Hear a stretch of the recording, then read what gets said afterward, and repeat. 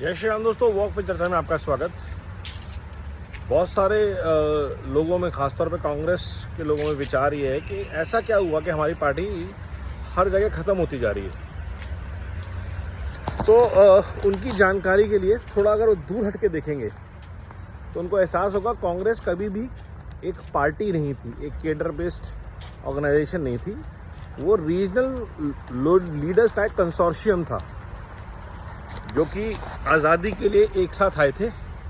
उनकी आइडियोलॉजी अलग थी, उनकी सोच, विचार, अपब्रिंगिंग सब अलग था। नेताजी सुभाष, सरदार पटेल, जवाहरलाल नेहरू, मोहनदास करमचंद गांधी और ऐसे हज़ारों नेता। जब देश को आज़ादी मिल गई और गांधी जी ने कहा कि अब कांग्रेस का पर्पस सॉल्व हो गया, इसको डिसबैंड कर देना चाहिए, वो बिल्कुल सही विचार था। और ऐसा हुआ भी। कांग्रेस कई बार टूटी, कांग्रेस से टूट के बहुत सारे दल निकले और वो रीजनल लीडर्स जो थे वो सब अलग होते गए, चाहे ममता बनर्जी हो, चाहे शरद पवार हो, या वैसी विचारधारा रखने वाले लालू हो, अखिलेश हो।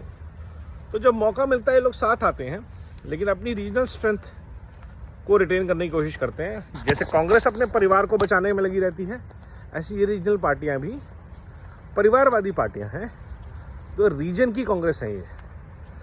तभी वो नेशनल कॉन्फ्रेंस बोलते हैं, लेकिन है कांग्रेस ही। या टीएमसी की बात हम करते हैं, या शरद पवार की बात करते हैं, कोई भी हो।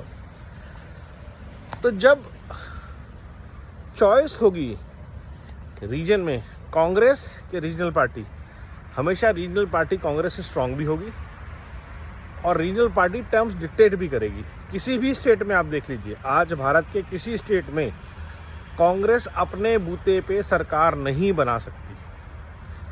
हिंदी बेल्ट तो छोड़ दीजिए, जहाँ पे थोड़ी बहुत इज्जत थी, ना यूपी, ना बिहार, ना गुजरात, ना राजस्थान, ना एमपी, ना छत्तीसगढ़, ना पंजाब, हिमाचल थोड़ा बहुत बचा है, जम्मू कश्मीर से लात पड़ गई, पंजाब से आउट हो गए, बंगाल में इनको मतलब नहीं है, नॉर्थ ईस्ट में इनकी सरकार बननी नहीं है। बिहार, झारखंड, उड़ीसा, आंध्रा, तेलंगाना में एक सरकार बची है। तो अगर आप ऐसे, कर्नाटका कैसे चल रही है हम सबको पता है। तो अगर आप देखेंगे तो 3 राज्य हैं देश के जहाँ पे कांग्रेस की सरकार बची है, वो भी रीजनल प्लेयर्स के रहमो करम पे। तो ऐसा नहीं है कि कांग्रेस कोई नेशनलिस्ट पार्टी है। हाँ, डील ये है बिटवीन द डेवल्स कि आप हमें रीजनल लेवल पे सरकार दे दो, लोकसभा के चुनाव में देख लेंगे। और लोकसभा के चुनाव में क्या हुआ कि कांग्रेस 99 पे सिमट के रह गई, वहाँ भी रीजनल पार्टीज स्ट्रांग निकल के आई हैं। तो जो मोदी जी ने कहा था कि ये पैरासाइट हैं, ये सारे के सारे परजीवी हैं और एक दूसरे के ऊपर ही खाते हैं, क्योंकि देश में इनको खाने को कुछ मिल नहीं रहा। देश ने इनकी फूड सप्लाईज बंद कर दी हैं, देश ने इनको हलवा खिलाना बंद कर दिया है।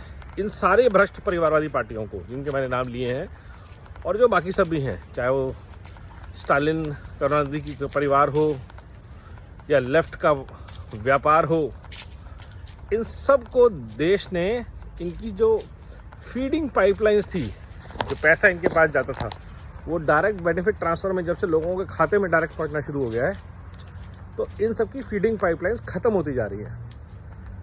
ऐसे नहीं है कि लोग बोलते कुछ हैं और वोट भाजपा को करते हैं। आप जितना मर्जी मुस्लिम हिंदू कर लीजिए, आप जितना मर्जी जाति कर लीजिए, लोगों ने 10 साल में गवर्नेंस का फर्क देखा है। बीमारू स्टेट टर्न अराउंड हुए हैं, जो 30-30, 40-40, 50-50 साल से अपराध, भ्रष्टाचार, परिवारवाद से पीड़ित थे।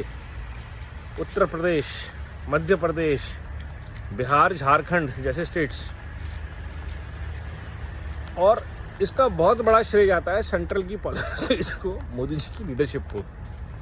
और वो पॉलिसी जब नीचे परकोलेट होती हैं, योगी जी जैसे लीडर्स आते हैं, शिवराज सिंह चौहान जी जैसे लीडर्स आते हैं, देवेंद्र फडणवीस जैसे लीडर्स आते हैं,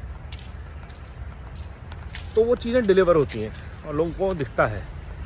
जब आपके सामने नितिन गडकरी, निर्मला सीतारमन, हरदीप सिंह पुरी, पीयूष गोयल, किरण रिजिजू जैसे कर्मठ और ऐसे बहुत सारे मिनिस्टर्स दिन रात एक करके काम करते हैं और 10 साल तक एक करप्शन का दाग किसी के ऊपर नहीं लगता, तो लोग उस बात को नोट करते हैं, ऐसा नहीं है इग्नोर करते हैं। और उसका नतीजा ये है ये सारे प्रपंचों के बावजूद सरकार बनती है भाजपा की, सारे प्रपंचों के बावजूद हरियाणा में सरकार भाजपा की बनती है, सारे प्रपंचों के बावजूद कश्मीर के लोग कांग्रेस को इलेक्ट नहीं करते, जम्मू के लोग भाजपा को इलेक्ट करते हैं। तो ये जो कांग्रेस और उसके जैसे पैरासाइट्स हैं उनको एक बहुत अच्छा जवाब है। अभी महाराष्ट्र और झारखंड के इलेक्शन और होने दीजिए, लड़ाई सिर्फ भाजपा और रीजनल पार्टीज में है। ये इंडिया अलायंस के नाम पे कांग्रेस का जो छिपने का गेम था, हाथ रहेंगे नहीं तो हालात बदलेंगे कहाँ से, और वैसे हालात नहीं हो वापस तो बहुत अच्छा होगा, और ये देश ने ठान लिया है। तो लगे रहिए देश को बदलने वाली विचारधारा के साथ, देश को प्रगति के मार्ग पे ले जा रही विचारधारा के साथ। वंदे मातरम, नमो भारत, जय हिंद।